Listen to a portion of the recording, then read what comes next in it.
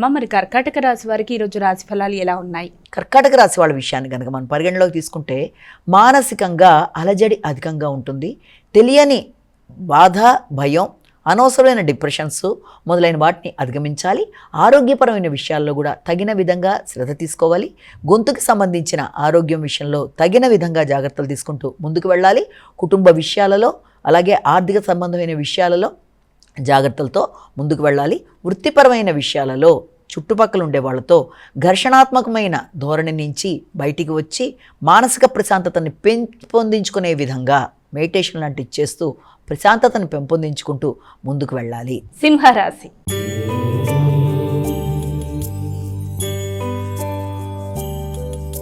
అమ్మ, తదుపరి రాశి అయినటువంటి సింహరాశి వారికి ఈరోజు ఎలా ఉంది? సింహరాశి వాళ్ళ విషయాన్ని తీసుకున్నట్లయితే సింహరాశి వాళ్ళకి వృత్తిపరమైన విషయాలలో నూతన ప్రయత్నాలు అలాగే నూతన వ్యక్తులతో మైత్రి సంబంధాలు అధికంగా ఉంటాయి.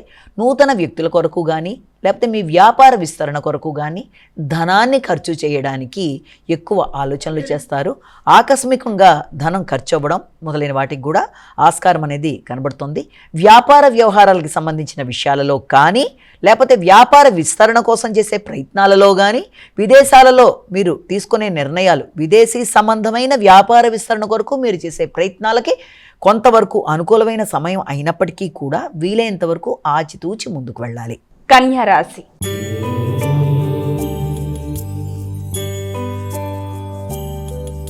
అమ్మ, మరి కన్యా రాశి వారికి ఈరోజు ఎలా ఉంది? కన్యా రాశి వాళ్ళ విషయంలో ముఖ్యంగా తీసుకోవాల్సినవన్నీ కూడా ఎలా ఉంటాయంటే శత్రువుల మీద విజయం సాధిస్తారు, నైపుణ్యాలను పెంచుకుంటారు, అలాగే ఇతరుల మీద అధిక శ్రమతో ఆశించిన విషయాల్లో మీరు లాభం సంపాదించడానికి చేసే ప్రయత్నాలు అనుకూలంగా ఉంటాయి.